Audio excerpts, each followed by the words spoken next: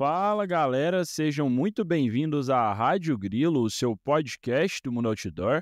E no episódio de hoje eu tive a honra de conversar com o Bruno Rist, co-criador do canal Rolê Família, onde ele, sua irmã, pai e mãe compartilham viagens e lugares incríveis pelo Brasil e pelo mundo. O canal começou há pouco menos de 2 anos e atualmente já está beirando 200 mil inscritos, sendo que alguns vídeos no YouTube já atingiram mais de 1 milhão em visualizações. Então, nesse bate-papo, ele contou pra gente sobre como surgiu o projeto Rolê Família, o planejamento meticuloso que durou 4 anos antes de ser colocado em prática, como o canal tem impactado positivamente comunidades locais, ajudando a fomentar o turismo em destinos menos conhecidos e transformando a vida de pessoas pelo caminho. E além disso, o Bruno também abre o jogo sobre os desafios de trabalhar com a criação de conteúdo, a importância de manter um propósito claro e como o projeto transformou não apenas a vida dele, mas também de sua família inteira.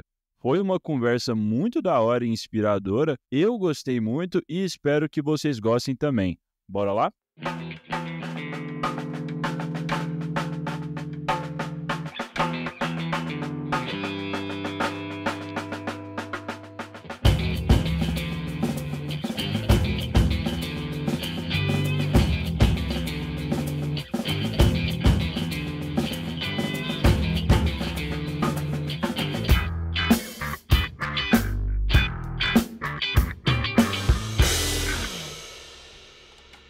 Então você é de Floripa mesmo? Cara, na verdade eu nasci em Santa Maria, Rio Grande do Sul, só que eu nunca morei lá, só fui pra nascer mesmo. Minha tia, ela é médica, daí basicamente quem tirou eu de dentro da minha mãe foi minha tia.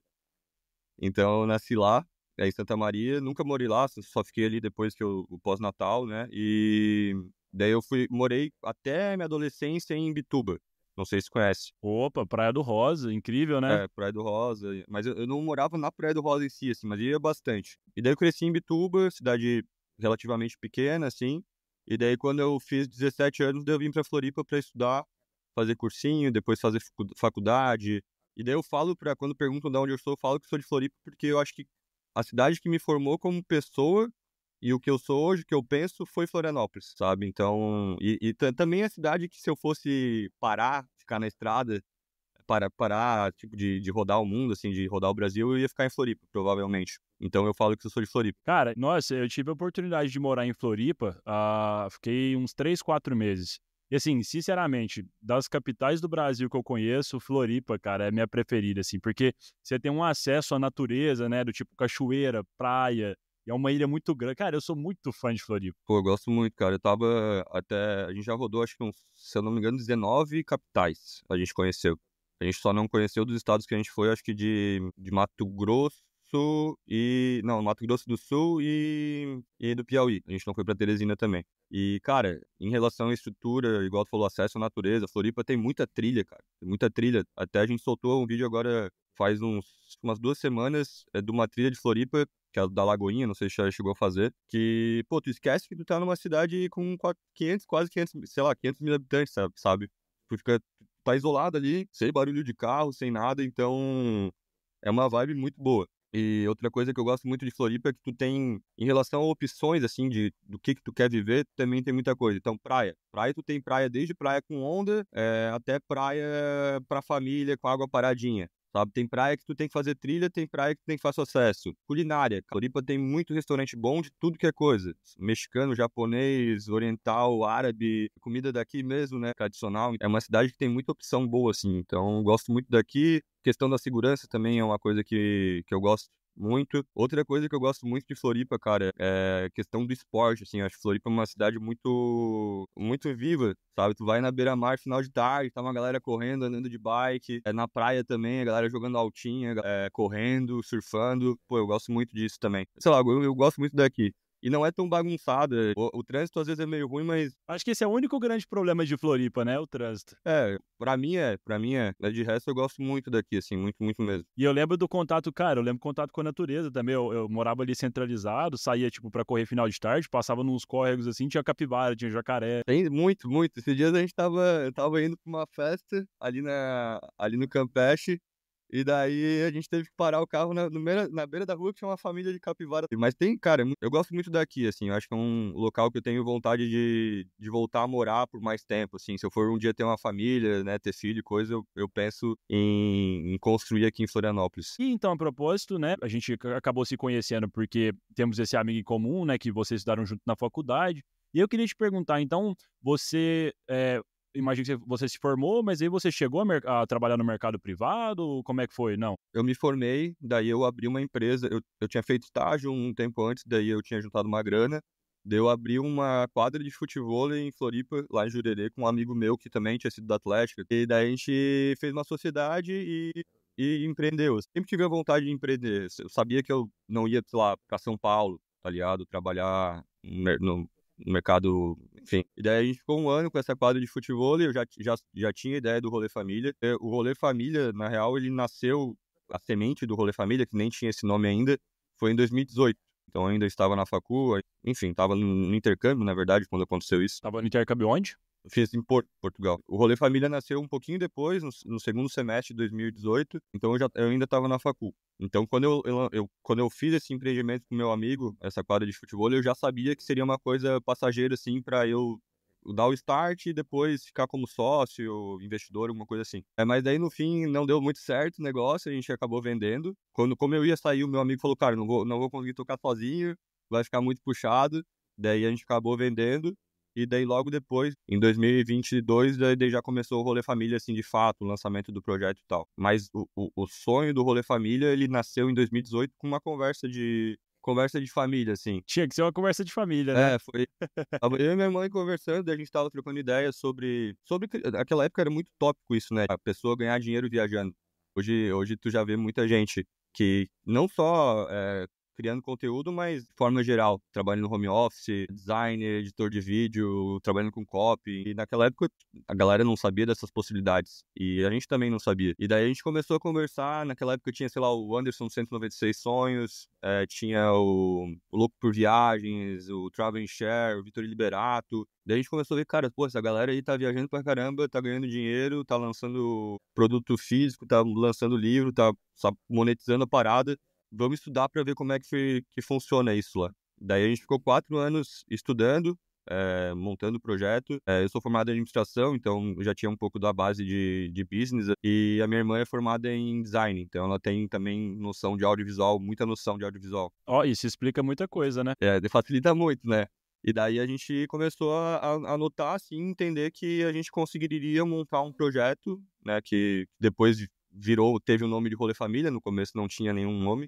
É um projeto que a gente pudesse monetizar um sonho de viajar junto por um tempo. A gente estava sentindo que, pô, eu e minha irmã, a gente estava para se formar ali em 2018.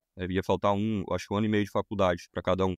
Meus pais, eles estavam para se aposentar. Então, e eles já estão com 60. Então, 60 até 70 é uma época que tu ainda tem saúde para fazer algumas coisas. Né? Depois começa a ficar um pouco mais complicado. Eu e minha irmã, nenhum tinha filho, filha, não era casado, nada, não tinha emprego por muito tempo, que fosse difícil de largar. Então a gente começou a juntar a grana de 2018 até 2022, estudar bastante. Então eu sempre falo que, diferente de muitos, o Rolê Família já nasceu um negócio. Ele não foi um hobby que depois virou um trabalho. Igual eu sempre falo, cara, igual qualquer empresa. Sempre quando tu vai abrir uma empresa, tu tem que colocar ali um dinheiro de start inicial. E a gente fez isso, né? A gente investiu, né, no nosso estudo e investiu na criação de conteúdo. Então, no começo, a gente fazia as viagens tudo por conta, sem nenhum apoio, pagando tudo, enfim. E daí, com o tempo, né, nos últimos anos, aí as coisas começaram a virar. E o resumo é mais ou menos esse, assim, da história do Rolê Família, de como nasceu. Porra, cara, que massa. E você contar, assim, que teve, então, 4 anos de planejamento para você começar, assim, é um planejamento bastante rigoroso, né? E dá para perceber, cara, assim, de fato, o seu canal, pelo menos você assiste do vídeo zero, cara, é um nível de edição muito profissional. Você vê que, de fato, enfim, é diferente, né? Até a gente já batia foto, né? Eu e minha irmã já batia foto, então a gente já quis começar com, por exemplo, equipamentos bons. Eu falo assim, primeira coisa, se a pessoa quer aprender a bater foto, bate com o celular, aprende sobre composição, aprende sobre luz, sobre cor. Mas a gente já tinha muito dessa bagagem, então a gente quis já começar num nível que a gente tivesse um equipamento um pouco melhor, uma lente um pouco melhor, que a gente tivesse um drone para fazer imagem aérea. Então, exigiu tempo de organização financeira e também exigiu tempo também para a gente criar o que a gente gostaria de trazer com o Rolê Família. Então, tem algumas coisas que a gente tem como crença, digamos assim, que desde o primeiro vídeo a gente tem muito forte, sabe? Por exemplo, uma delas, nosso primeiro vídeo é de Floripa, inclusive. É uma das nossas maiores crenças, assim, como canal, é que o Brasil e o mundo, eles vão muito além do óbvio, e até os destinos que são muito óbvios, como Floripa, como Rio, como Lençóis Maranhenses, eles têm coisas para tu fazer que não são tão óbvias assim, sabe? Então, desde o começo, a gente já veio muito forte com essa proposta, com algumas coisas assim, né, que a gente tinha estudado, que a gente tinha pensado, planejado, para ser um canal um pouco diferente de viagem. Até puxando até uma outra coisa, esses dias eu estava conversando com os amigos nossos, criadores de conteúdo, que eles começaram mais ou menos na mesma época que a gente, e o negócio deles ainda não tá virando. Eles estão ainda... Tá crescendo, mas com um ritmo muito lento, assim, né? E daí eles perguntaram, cara, vocês acham que a gente começa a ir atrás de publicidade, de parceria para monetizar, patrocínio, essas coisas? Daí eu falei, cara, foca em criar o teu conteúdo, melhorar o teu conteúdo e achar o teu lugar único no mercado, assim. Então, o que tu vai fazer que tu vai disputar com poucas pessoas ou com ninguém? Que eu acho que isso é o que a gente talvez mais estudou e mais está se aprimorando, sabe? Que é fazer, pô, a gente faz vídeos de muitos lugares que não tinha vídeo aqui no Brasil. Então, sei lá, vídeo de Quixadá no Ceará. Quase não tinha vídeo de lá, sabe? Um vídeo com uma qualidade um pouco melhor, com storytelling, enfim, com uma preparação. Isso é só um exemplo. E também não tinha vídeos, uma coisa que a gente começou a trazer muito, é a questão dos documentários, assim. Então, a gente fez documentário já de, acho que uns 7 destinos do Brasil. E são vídeos que são muito complexos de fazer, tem animação, tem roteiro, são vídeos de mais de 1 hora e tudo é feito por 2 pessoas, sabe? Tipo, tudo é feito basicamente por mim e pela minha irmã e tá disponível de graça no YouTube, né? Então, às vezes, um conteúdo desse com a qualidade que a gente faz, e eu falo com orgulho que a gente faz isso com qualidade, sabe? A gente rala muito pra gente chegar no resultado que a gente chega. Tem muita gente que, às vezes, no Netflix não tem coisa tão profunda sobre um destino como a Serra da Capivara, no Piauí, sobre o Monte Roraima, que a gente fez também, Chapada Diamantina. Então a gente quis trazer essa valorização para o nosso país de uma forma mais profunda, sabe? Contando um pouco mais a história, entrevistando as pessoas, com qualidade audiovisual para as pessoas verem que também é muito bonito, além das histórias serem legais. Enfim, tá dando certo. Que é isso, cara, que incrível. E assim, eu vou entrar também um pouco, fazer umas perguntas aqui sobre os aspectos técnicos da edição, porque eu sou muito curioso, porque como você disse, cara, é qualidade Netflix, assim, é incrível. Mas, então, antes disso, falando então sobre quando vocês já estavam ali planejando o Rolê Família, desde o começo já era um plano de dar uma volta ao mundo. Sim, desde o começo. A primeira ideia era fazer um rolê de motorhome. Aí, como eu falei, né, é um negócio. Então, quando a gente começa a calcular os preços, a gente vê que, pô, é um investimento muito alto para tu apostar em uma coisa.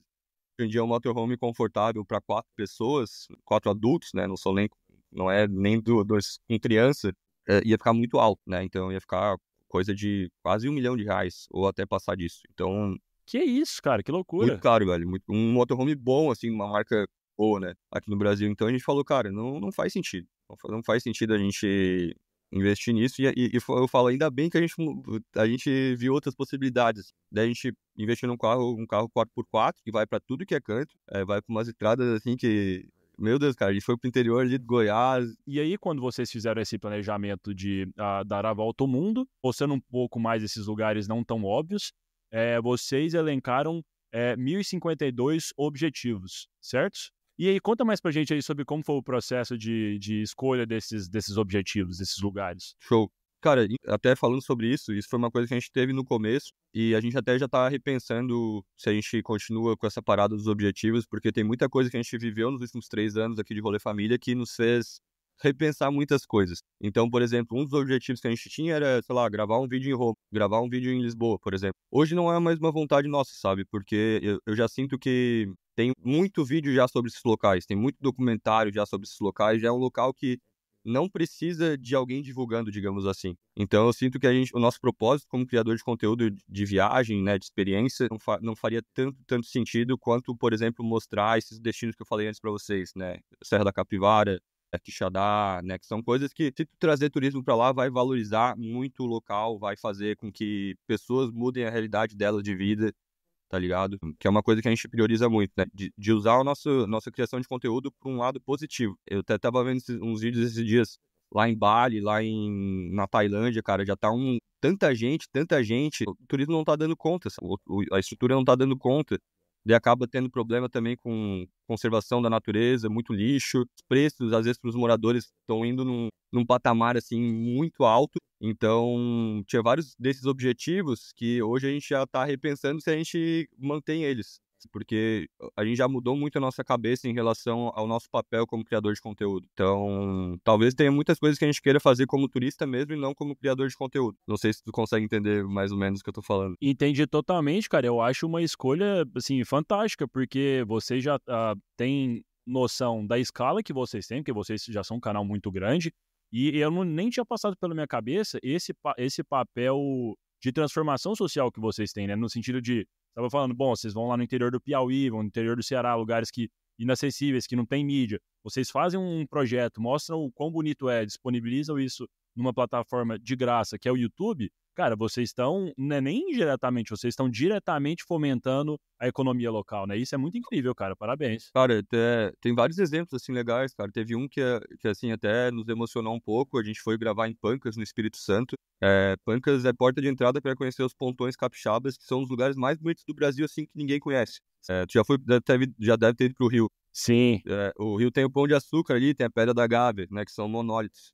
Lá em Pancas, cara, tem, tipo, como se fossem uns 200 desses na cidade. Tem uns 200 pão de açúcar assim, na cidade. É muito louco a parada. E daí é uma cidade muito simples, assim, muito pequenininha. E a gente ficou numa hospedagem rural, uma chácarazinha bem pequenininha, muito simples. Quem nos atendia era uma senhorinha, bem fofinha, assim. E daí eles mandaram mensagem pra gente, uns 6 meses depois que a gente tinha ficado lá. E ela falou, cara, veio tanta gente através de vocês que a gente conseguiu dinheiro para investir no nosso negócio. Então, antes eles só tinham uma casa velha que eles faziam como um camping.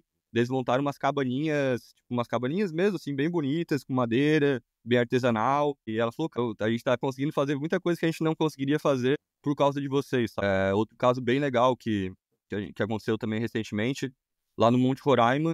A gente fez o vídeo no Monte Roraima e esse vídeo bombou muito, assim, tem mais de 1 milhão de visualizações.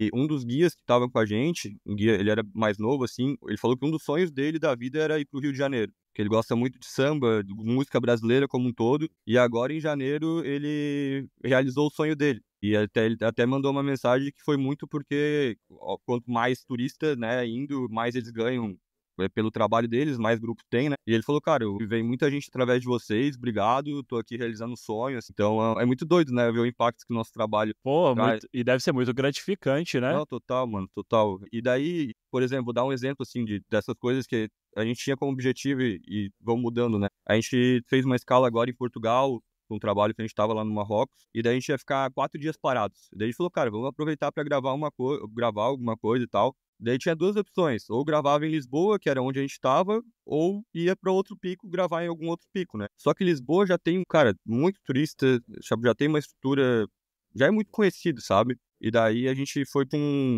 uma região chamada Aldeias do Xisto, que é uma região do centro de Portugal. É um local que, ali pela década de 70, 80, ela virou basicamente vários vilarejos fantasmas, porque a galera saía dessas aldeias para ir para grandes centros para conseguir salário, enfim, né, para ter uma qualidade de vida melhor. E os locais ficaram abandonados, basicamente. E são locais muito bonitos, com uma história muito legal, uma história medieval, assim. E daí, ali no começo do século XXI, teve um projeto de Portugal para começar a incentivar o turismo ali para evitar que aquele patrimônio, né, artístico, cultural se perdesse ao longo do tempo. E daí a gente falou, cara, vamos para esse pico. Não vamos ficar gravando em Lisboa, que já tem muito conteúdo. Vamos para essas aldeias do Xisto e vamos gravar conteúdo lá, que eu tenho certeza que vai ajudar muito mais as pessoas daquela região a desenvolver o turismo, né, que é o que está evitando com que a história daquele local se perca. Sim. E assim, eu acho que, por mais que vocês tenham feito todo esse processo meticuloso aí, de planejamento, etc., não tem como, assim, quando você embarca numa... Ainda mais vocês, né, num projeto que é relacionado a viagens, as perspectivas, os objetivos, eles vão mudando ao longo do caminho, né? Não tem como. E aí, então, você estava falando que desses 1052 objetivos, né? Vocês já mudaram alguns, mas ainda tem os 3, assim, sei lá, 2, 3 que vocês, ou pelo menos você, tá mais ansioso? Pô, cara, vou falar mais recente aqui, tá? Esse ano a gente já tá com o roteiro basicamente fechado até 2026, assim. E esse ano eu tô muito ansioso pro Pantanal, muito, muito mesmo. É uma coisa que a gente começou a gostar muito a gente não era muito, assim, não tinha muito interesse, né? Mas era bater foto de animal, velho. Filmar animal, assim. Não era uma coisa que a gente tinha muita, sei lá, a gente gostava mais de, praia, montanha, essas coisas.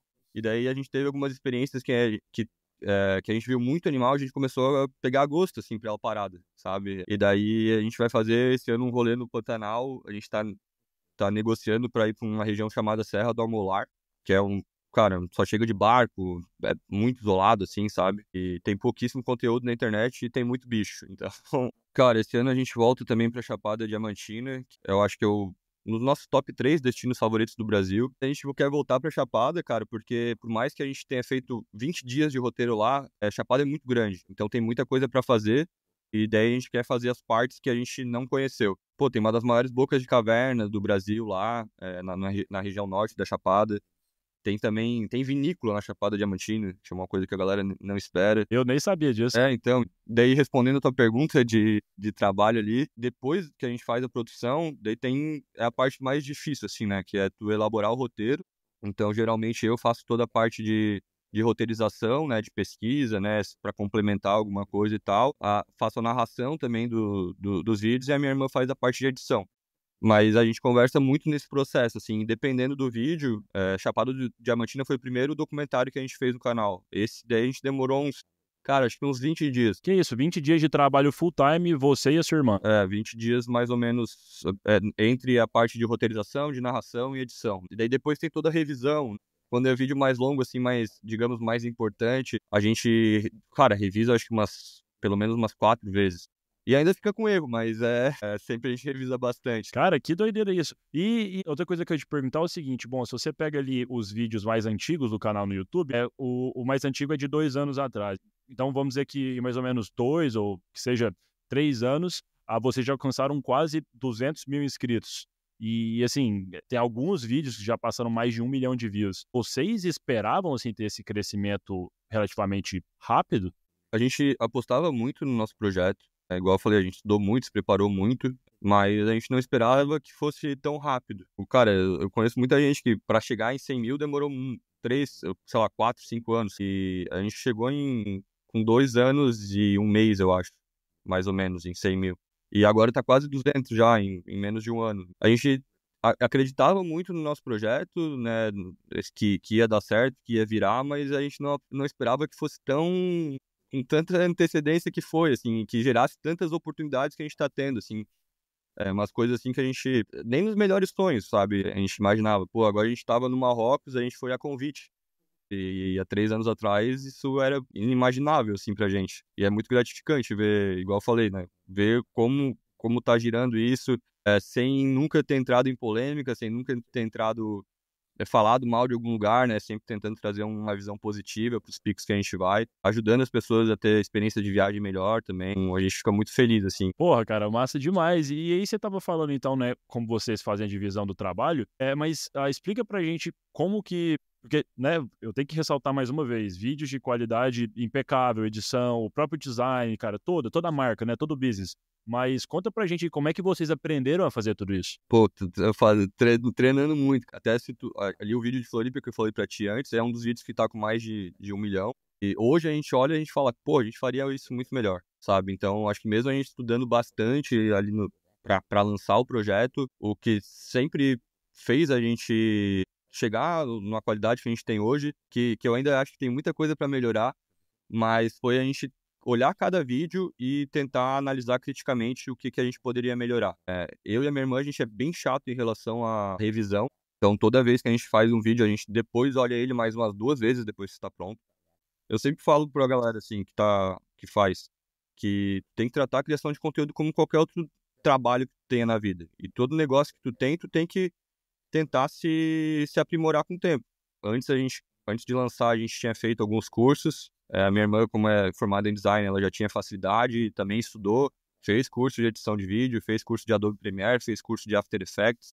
Eu estudei muito sobre storytelling, que era uma coisa que me interessava bastante, então eu tentei entender como que eu faço para abrir um vídeo com uma introdução legal, como que eu faço para encaixar uma história, uma narrativa para ela fazer sentido, para ela ter altos e baixos, e ir se aprimorando ao longo do tempo, né? O ano passado a gente começou a entrevistar muitas pessoas.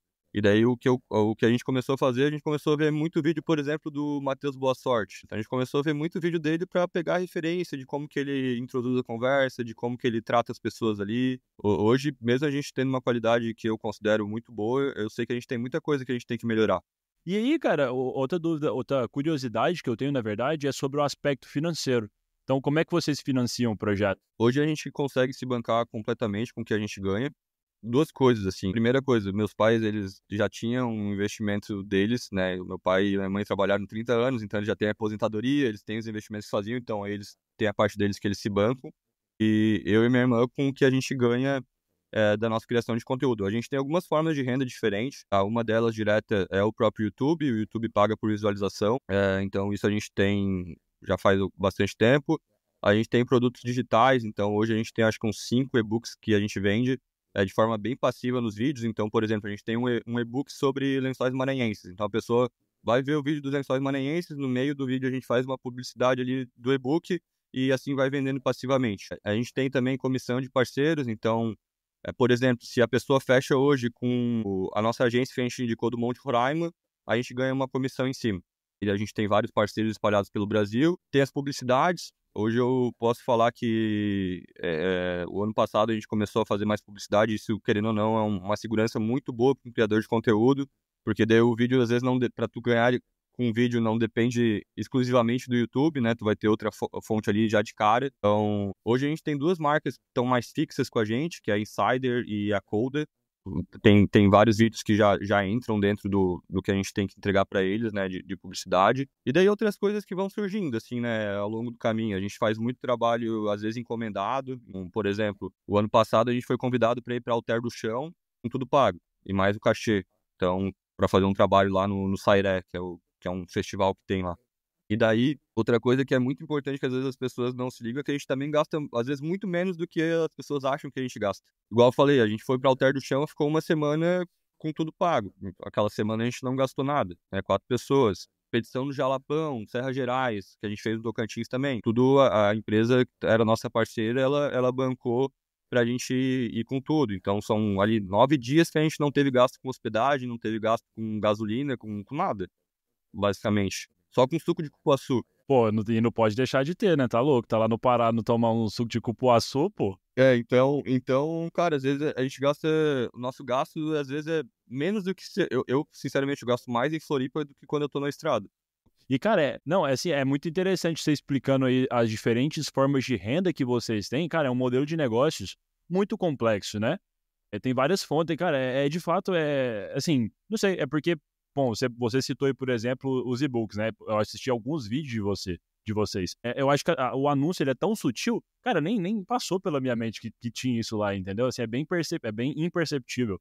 A gente não, até o Richard fala isso, ele falou uma frase que eu entrei na vida de criador de conteúdo não é para ser vendedor, né? Então a gente não quer fazer uma parada que fique como uma forma de venda, sabe? Até quando tem algumas empresas que entram em contato com a gente e só querem que a gente ganhe se a gente vender, sabe? Pra gente fazer mais publicidade, é por volume, né? Elas não pagam um valor fixo ali, sabe?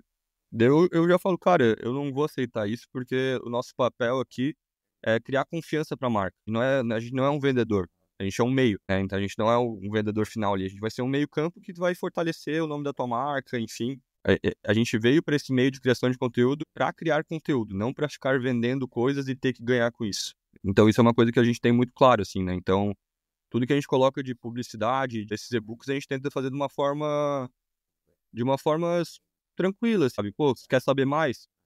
Tem um e-book com mais dicas. Cara, é diferente quando você tem um negócio com propósito, né? Que é o caso de vocês.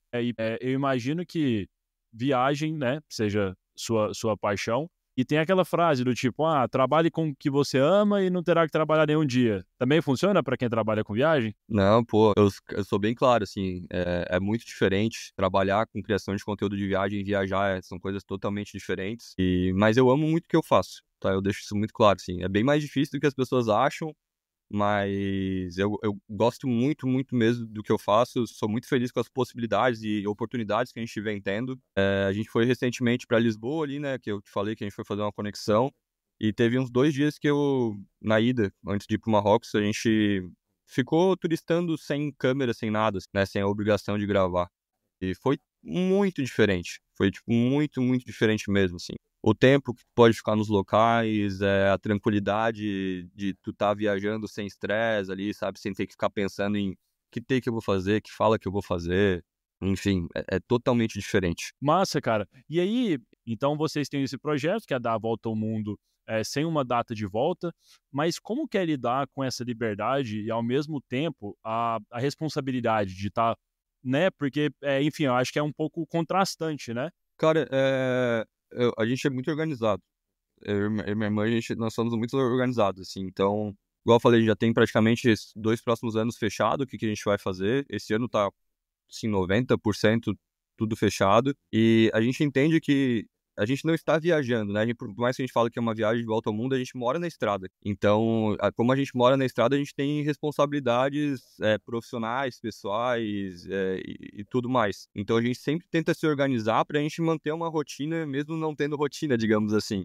Então, não só em relação ao trabalho, tá? Mas até em relação a, por exemplo, saúde. Hoje eu faço muito mais exercício morando na estrada do que eu fazia quando eu tava morando aqui em Floripa. Porque a gente criou igual eu falei, como a gente mora na estrada, dentro da nossa não rotina, a gente tem que ter uma rotina. Pra tudo, cara, pra dormir cedo. Então tem todo um cronograma mais ou menos que a gente tem que fazer. Você passa quanto tempo em Floripa, assim? Qual que é a sua distribuição? Geralmente eu passo o final do ano uns 2 meses direto. E daí nos outros meses dela vem me ver. Que isso, cara? É de fato, porque assim, a minha impressão é que você ficava mais tempo em Floripa. Então, de fato, vocês vivem na estrada mesmo. A gente mora na estrada, a gente viaja com o nosso carro, igual eu falei, um 4x4, uma Toro. Então, esse ano, eu já sei, por exemplo, que a gente vai começar por Minas Gerais, daí depois a gente vai até o Mato Grosso do Sul, depois a gente sobe para o Mato Grosso, entra no Goiás, daí de Goiás vai para Bahia. Então, eu já sei mais ou menos tudo que eu vou fazer, sabe? E como a gente já tem esse planejamento prévio, assim, bem antecipado, a gente consegue se organizar, digamos assim, né? Tanto em relação a, pô, quantos dias a gente vai gravar nesse pico. E também para dar mais foco nessas coisas que eu falei, né? De saúde, de descansar um pouco também, porque, cara, gravar muitos dias seguidos cansa muito, muito mesmo. Pô, eu imagino. Agora no Marrocos, velho, foram 14 dias. Foram 12 da expedição mesmo, que era o pacote, e mais 2 que a gente ficou por conta. E foram 14 dias gravando manhã, tarde, noite, e enfim, foi. Pô, então, inclusive, uma coisa que eu queria te perguntar, como é que foi a experiência de fazer a primeira produção de conteúdo fora do continente, fora do Brasil? Cara, foi animal, assim. Eu até falei pros meus amigos, assim, que eu acho que não teria país melhor pra gente começar esses documentários do que no Marrocos, porque ele é um país muito rico em várias coisas. Então, a cultura lá é muito forte. Uma parada que a gente ficou de cara, a gente foi numa cooperativa de cerâmica em Fez, na cidade de Fez, que os caras fazem tudo, tudo manual. Tipo, até o torno que eles rodam ali a cerâmica é com o pé. Aí, cara, é muito forte essa parada de cultura manual lá que tem no Marrocos, né? Não só em relação à cerâmica, mas tapeçaria, os curtumes. Então, são técnicas de 500, 600 anos atrás que até hoje eles mantêm, sabe? Então, num mundo tão industrializado, eles mantêm essas tradições, assim, eu achei muito, muito foda. É um país muito bonito, tá? Eu já tinha ido para o Marrocos alguma vez, quando eu fazia intercâmbio, e eu não lembrava que era um país tão bonito. Assim, então, as estradas são muito bonitas. Mas é porque talvez você deve ter ido para aqueles pontos mais principais. Agora que você já está indo com um propósito, com um canal, né, para mostrar lugares fora do óbvio, com certeza você foi para lugares mais da hora, eu imagino. Cara, tinha ido pro deserto da vez que eu tinha ido. Eu cheguei só 3 dias. Mas eu não lembrava que, por exemplo, a estrada era tão bonita. A estrada é muito bonita. Até o próprio deserto eu achei mais bonito dessa vez do que da última. Então foi muito legal. Assim, a parte cultural do Marrocos, em questão de pessoas também, é muito interessante. Porque é muito diferente da nossa cultura, mas ele não é um país, assim, digamos que tão fechado para tu entender a cultura deles. Então eles conversam muito contigo sobre o que eles pensam, sobre o Alcorão, sobre qual que é a história deles, né? O Marrocos tem uma história muito doida, porque no começo ali era meio que tudo nômades, né, berberes, e daí eles tiveram invasões de 1 milhão de povos. Então teve invasão de árabe, teve invasão espanhola, teve invasão francesa. Então todos esses países, esses reinos, foram deixando uma pitadinha ali na cultura do país. Então é muito interessante, sim, foi muito massa. Sobre o Marrocos, eu nunca fui, mas tenho amigos que já foram. Uma coisa que me chamou a atenção, assim, desses depoimentos que eu já escutei, muitos disseram sobre a comida. Inclusive, cara, tem um amigo meu que pegou uma infecção alimentar lá, que ele falou, cara, nunca fiquei tão doente na minha vida. Então, você teve algum perrengue com comida lá? Não fiquei mal nenhum dia. Tipo, a comida é forte, ela tem um tempero bem característico, assim, mas passei ileso. Da primeira vez que eu fui, eu tinha ficado mal no último dia de expedição, mas dessa vez, nada, assim. Não sei se é porque a gente escolheu bem os restaurantes. Falando sobre comida, então, vocês que já viajaram, né, todos esses lugares e já devem ter provado infinitas comidas assim, teve alguma que te surpreendeu mais, no sentido positivo? Cara, a gente tá rodando mais tempo no Brasil, né? Pra mim, não tem comida melhor do que de Minas Gerais. Ah, mas isso aí, não, desculpa, assim, isso aí não precisava viajar o Brasil todo pra saber, né? Isso aí, pô, todo mundo já sabe. Pô, não tem, cara, não tem. Tipo, Minas Gerais inteiro, assim, cara. E pra mim, não tem. A comidinha caseira de Minas Gerais, ali do Tocantins também, é muito boa. Não tem. Do Pará, gosto muito também. Mas pra mim, essas são as melhores, não tem jeito.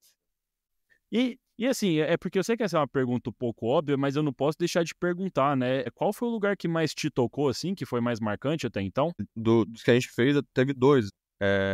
Monte Roraima também foi outra parada, assim, que foi um convite que a gente não esperava receber tão cedo. Tinha alguns lugares, assim, da minha vida que eu tinha uns meio que sonho, assim, de conhecer no Brasil. Eu tinha muita vontade de ver um pôr do sol no mirante do Morro do Painácio, na Chapada Diamantina. Tinha muita vontade de ir pra Noronha e o outro era o Monte Roraima. E daí a gente fez o convite, foi uma expedição de 7 dias. E, cara, foi muito foda, porque eu fui esperando uma parada do Monte Roraima, né? E a experiência foi totalmente outra, assim, né? Tipo, o que eu mais gostei da expedição não foi necessariamente a paisagem, né? Pô, é bonito pra caramba, é absurdo, assim.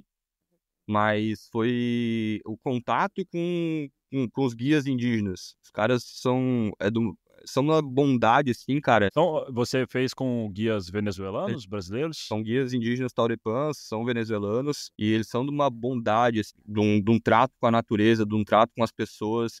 Cara, foi, assim, absurdo, assim. E é muito doido, né? Porque a gente aqui no Brasil, a gente ouve muito, pô, vai pra Venezuela, não sei o quê, tipo, falando de um jeito pejorativo, como se tudo lá fosse uma merda, digamos assim. E daí quando tu chega lá, tu tem esse contato com as pessoas, né? Os caras te tratando tão bem, com uma simplicidade absurda. Uma cena que me marcou muito, velho. A gente tava num dia que era uma subidona, assim, daí a gente parou numa cachoeira pra tomar um banho, assim, né? Pros turistas tomar banho. E, cara, tinha uns caras, os que eles chamam os carregadores, eles estavam com 25 quilos nas costas, mano. Levando muito peso. Tinha cara levando botijão de gás, tá ligado? Nossa, isso naquele calorão, né? Não, até que tava frio, mas, tipo, cara, é muito peso, velho. Muito peso. E daí, cara, eu fiquei pensando, eu no meu lugar, eu acho que se eu tivesse levando todo esse peso, um rolê assim, eu ia estar puto da vida, sabe? Tipo, caralho, porra, levando os pesos do caramba aqui, né, com um monte de turista aqui, que não dá uma mínima bola pra mim. Daí a gente chegou na cachoeira, tinha um poço assim, todos tiraram roupa, entraram na água, ficaram pulando, brincando, parecia criança. A gente fez competição de natação de turista contra os guias, sabe? Todos felizes, querendo que tu curtisse ali o momento, sabe? Se preocupando contigo que tu tava gostando ou não.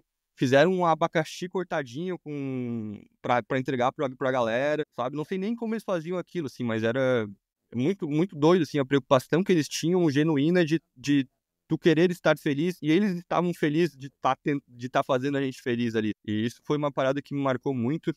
Também o nosso guia lá, o principal, era o Sergi, um cara que, pô, tenho muito carinho por ele. Até hoje ele manda mensagem pra gente, e a gente também manda mensagem pra ele. E ele me falou muito sobre a questão, assim, eu não sou um cara muito religioso, nada assim, mas ele falou muito sobre a questão de energia. Então, com raiva, alguma coisa aqui, deixa pra trás, vamos subir no monte, só energia positiva. Vai chover, mas vamos ser felizes na chuva. Vai dar sol, vamos ser felizes no sol. De agradecer as coisas que a natureza estava entregando ali pra gente. E isso me marcou muito, muito mesmo. E eles têm isso muito genuíno. Cara, teve dia que choveu pra caramba, no meio, sei lá, 2 da manhã da madrugada, eles tiveram que acordar, fazer umas canaletas, assim, pra água escorrer no acampamento, e nenhum deles reclamou. Tipo, nenhum deles ficou puto, assim, eles só foram lá, tipo, vai dar tudo certo, não sei o que, foram lá, fizeram o que tinha que fazer e foram dormir, deu ponto. Tipo, eu fiquei pensando na nossa cultura, a gente reclama muito das paradas, mesmo que a gente tenha, às vezes, tudo. E eles, às vezes, têm tão pouco ali, né, pô, querendo ou não, o país deles tá numa situação política bem complicada, e eles são felizes, sabe? Eles são pessoas que são felizes e querem que os outros também sejam felizes. E acho que isso é muito foda.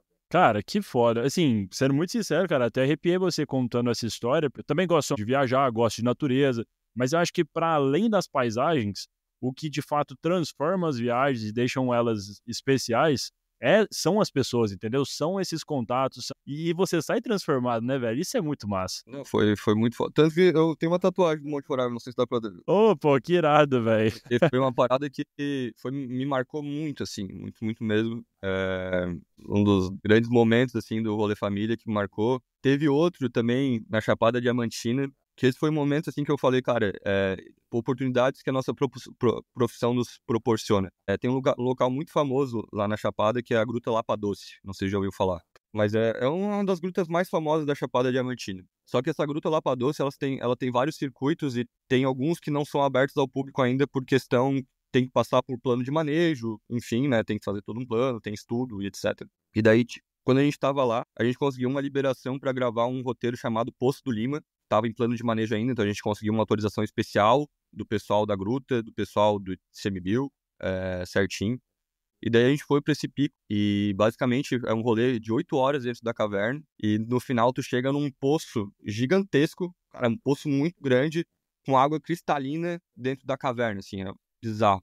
E esse pico me marcou muito porque foi tipo o último dia nosso de gravação na Chapada Diamantina, depois de 20 dias, nosso primeiro documentário, e deitar ali, tipo, vivendo aquela experiência num local que a gente só tava tendo a oportunidade porque a gente tem o nosso trabalho, que a gente faz as paradas do jeito que a gente faz. Pô, foi uma sensação muito, muito massa, sabe? Sabe, aquelas coisas assim que tu não consegue explicar em palavras. Pô, velho, que irado. E acho que um terceiro momento, assim, que eu posso falar que eu fiquei emocionado, bastante emocionado, foi o ano passado a gente foi também receber um convite para ir pro Salto Ángel, que é a maior cachoeira do mundo. Que também fica na Venezuela. Fica na Venezuela. E daí, cara, é uma expedição de 7 dias. O terceiro dia é o que a gente vai pro Salto, que é um rolê longo, assim. Tem que pegar um avião com um pico, daí pega um barco. Cara, é um rolezaço, assim, pra chegar. E nos 2 primeiros dias, eu e minha irmã, a gente pegou alguma intoxicação, a gente ficou muito mal, velho. Fui 16 vezes no banheiro no dia. Preocupado, assim, passando mal, tinha vomitado também, tava mal, preocupadíssimo, que era uma produção muito importante pra gente, um pico também era um sonho. E daí no terceiro dia, eu melhorei. E daí quando eu cheguei na beira ali do Salto Ángel, o rolê do Salto Ángel em si, assim, não é só a cachoeira, que é muito bonita, assim, todo o Parque Canaima, que é o parque que tá inserido a cachoeira, é absurdo, cara, é uma parada, assim, é muito absurda. Daí quando eu cheguei, assim, na frente do salto, deu uma parada, assim, eu falei, cara, velho, não acredito que eu tô aqui, não acredito que eu tô aqui ainda me sentindo bem, sabe? Foi sinistro. Porra, velho, que irado. E cara, a gente chegou no Salto Ángel, foi conhecer, e no outro dia de manhã a gente falou, vamos acordar antes do nascer do sol e vamos ver o nascer do sol na frente da cachoeira. A gente fez o rolê, foi ver o nascer do sol na frente da cachoeira, e daí tem um take que pra mim marcou muito, que eu fiz, que eu subi o drone pra pegar a cachoeira mais de cima, assim, e tava a lua bem atrás da cachoeira, tipo, retinha. Daí eu fiz um take que tá, tipo, a queda d'água ali, a maior queda d'água do mundo, e a lua cheia no fundo, assim, contemplando a paisagem. Eu falei, cara, velho, pô, eu não acredito que tá acontecendo isso, assim. Foi... Aquela sensação do tipo, cara, como é bom estar vivo, né? Foi muito foda, assim. Também foi um momento que eu me emocionei bastante, porque era um sonho de vida, né, de estar ali. Porra, cara, que irado. E aí, então, falando sobre esse aspecto, né, do tipo emocional aqui, mas eu queria entender como que essas viagens, como que esse projeto do Rolê Família transformou ou mudou a relação de vocês. A gente sempre foi uma família que viajava junto. Então, até o rolê família nasceu muito disso, porque o pai e a mãe, quando todo mundo era mais jovem, o pai e a mãe pegavam o carro ali em Bituba e ia até Fortaleza de carro. E a gente não ficava como padrinho e padrinha, a gente ia junto. Então, a gente sempre teve esse costume de viajar junto com os nossos pais, né? Então, foi uma coisa que sempre foi muito natural pra gente. E eu acho que agora, nessa nova fase, né, que a gente já todo mundo é adulto, né, cada um já tem sua personalidade bem forte, é um grande desafio de paciência e de aceitar as diferenças um do outro, tá? Não vou falar que a gente nunca briga, a gente briga bastante, igual qualquer família, normal, mas eu acho que é um grande teste, assim, pra gente, a partir do momento que a gente tá conhecendo os picos, tá conhecendo pessoas, tá conhecendo histórias, a gente tá tentando cada vez mais se entender como família e como indivíduo dentro da família. Então, entender as características de cada um e tentar respeitar a característica de cada um, mesmo que às vezes seja difícil. Por exemplo, meu pai é muito cabeça dura, então sempre rola umas briguinhas assim, mas a gente tenta entender e tenta melhorar, né? Cada dia mais. E eu acho que, pra mim, pra minha irmã, pro meu pai, pra minha mãe, começar pelo Brasil, esse projeto, foi muito bom no sentido de mudar também a nossa visão que a gente tinha do nosso país. De entender que, cara, a gente é tão rico em tantas coisas, tá ligado? E a gente não dá valor. Ouço muita gente falando, cara, é mais barato viajar pra fora. Mas, pô, lá fora às vezes não vai ter coisas que tem aqui no nosso Brasil, né? E a gente começou a dar tanto valor pras coisas que a gente tem aqui dentro, sabe? De qualquer bioma, seja da Caatinga, do Cerrado, de tudo, da Amazônia. E começou a mudar muito a nossa visão do que a gente acreditava de turismo também. Hoje a gente gosta muito, igual eu te falei, de conversar com as pessoas, de ter essas trocas e não só ficar indo indo pros picos e, vou bater uma foto aqui. Mudou muito a nossa visão, e isso não só minha, tô falando geral, tá, da família. Mudou muito essa nossa visão do que é o turismo pra gente. E foi legal que mudou todo mundo isso junto, né? Não foi uma coisa de minha só, ou da minha irmã. Todo mundo começou a se apaixonar por isso que a gente faz. E é interessante também que o rolê família, sim, são pessoas muito diferentes, né? Eu sou muito diferente da minha irmã, do meu pai e da minha mãe, mas todos nós quatro a gente gosta muito do que a gente tá vivendo, sabe? Eu acho que isso é muito importante. Porque, pô, às vezes é muito difícil pro pai e pra mãe, 60 anos, sei lá, 30 anos morando na mesma cidade, com um amigo já estabelecido, né? Sair, morar na estrada e começar uma profissão nova, digamos assim. E eles gostam muito. Pô, que irado, velho. E aí, Bruno, para finalizar então a conversa, qual que é o seu maior sonho, então, tanto pessoal quanto pro rolê família aqui, você falando como procurador, né, do rolê família? Cara, eu acho que o nosso maior sonho do rolê família é continuar inspirando assim, as pessoas a viajarem mais. A gente tem uma crença muito grande que viajar te torna uma pessoa mais empática, consequentemente uma pessoa melhor, e transformando as realidades dos locais que a gente vai.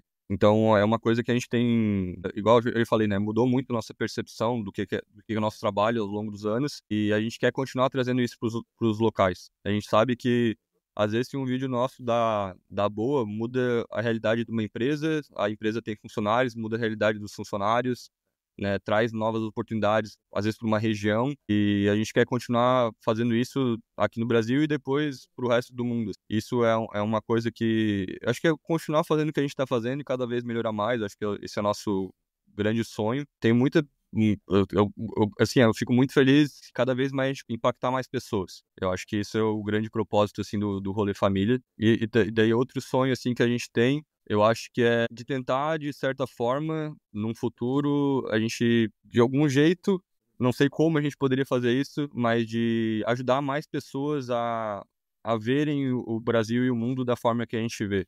Não sei como. Mas pô, o Brasil é uma parada que a gente tem muito sonho de fazer as pessoas valorizarem mais o nosso país, sabe? Igual eu tava te falando antes. Então, a gente tem alguns projetos de fazer um vídeo mostrando 100 destinos para conhecer no país, sabe? Alguma coisa nesse sentido. Para as pessoas valorizarem o que a gente tem aqui dentro. E é isso, assim, a gente não tem eu vou te falar, né? A gente não tem um grande sonho, assim, sei lá, quero ver a aurora boreal. Eu acho que isso aí, pô, é muito legal pra gente, assim, mas não... Eu acho que o propósito de vocês é maior do que É, isso, né? Do que simplesmente um local ou uma coisa. isso. E uma coisa que a gente também quer quando a gente sair pra fora é de uma mensagem que a gente recebe muito, assim, cara, não tem condição financeira, eu já sou muito idoso, não tenho condição de fazer essas trilhas que vocês fazem, essas coisas assim. E obrigado por levar você junto comigo, sabe? Da pessoa lá do outro lado falar que a gente levou ela para aquele passeio, assim. Então, a gente quer cada vez mais ir para uns picos, tipo, que as pessoas às vezes nem sabem que existe. Então, a gente tem muita vontade, por exemplo, de fazer uma expedição naquela maior caverna do mundo, que fica no Vietnã, que não tem conteúdo brasileiro lá ainda, de ir pra Socotra, ali no Iêmen, não sei se tá ligado, mas... Que isso, cara? Você tá falando assim, eu me considero uma pessoa relativamente viajada, não conheço, nunca nem ouvi falar desses lugares. Então, mas depois dá uma pesquisada, vale a pena. Mas a gente tem vontade de ir pra uns picos assim, que são meio que inacessíveis e também fazer com que as pessoas se sintam ali no rolê junto com a gente, sabe? Isso é uma coisa... Quando a gente recebe umas mensagens assim, a gente também fica muito emocionado, porque, pô, a gente sabe que a gente tá tendo oportunidades que muitas pessoas no Brasil não têm, né? Tipo, eu diria menos de 1%. Então, tu fazer a pessoa se sentir um pouco conhecendo aquele pico, também é muito legal, assim, muito mágico. Cara, é no mínimo inspirador, assim, você contar todo o propósito, né, da empresa, enfim, como vocês estão transformando diretamente, impactando diretamente a vida das pessoas. E, cara, parabéns, vocês já têm sucesso, mas, assim, eu não tenho dúvida de que a tendência do canal é cada vez crescer mais e impactar mais pessoas. Show, cara. Obrigado, velho. A gente fica muito feliz. Até eu queria falar outra parada que a gente acabou nem comentando de Instagram, assim, umas paradas. Tem uma coisa bem marcante que a gente fez, eu acho que a gente decidiu há 1 ano e meio atrás, mais ou menos, que a gente tava fazendo muita trendzinha, muita coisa igual todo mundo, botando uma musiquinha que tava em alta, e é isso aí. E daí chegou uma hora que eu olhei pra minha irmã olhou pra mim e a gente falou, cara, isso aí não é a gente. Às vezes vinha a pessoa nos seguir ali que, sei lá, viralizava um vídeo, a pessoa vinha nos seguir e não sabia nem minha voz. Eu nunca tinha ouvido a minha voz, sabe?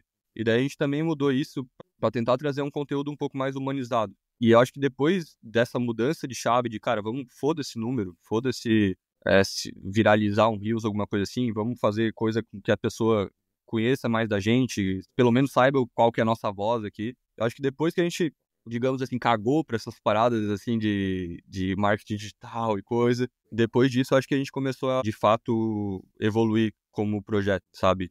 Começou a achar a nossa cara mesmo, de fazer o que a gente queria fazer, do jeito que a gente queria fazer. E esse é talvez um principal conselho que eu dou pra quem quer também criar conteúdo. Cara, foda-se trend, foda-se essas coisinhas assim. Tenta fazer o que tu realmente queira fazer com a sua voz. E depois disso eu acho que a gente começou a crescer. Depois que a gente começou vamos fazer o que a gente quer, não o que os outros querem que a gente faça. E se você ficou aqui até o final, eu imagino que você tenha gostado desse episódio. Então, se você quiser apoiar o podcast, não se esqueça de deixar a sua avaliação, curtir e compartilhar com quem você gosta. Mas se você quiser ir além e fazer uma contribuição financeira impactando diretamente o nosso trabalho, eu vou deixar um link aqui na descrição. E é isso. Muito obrigado e até a próxima.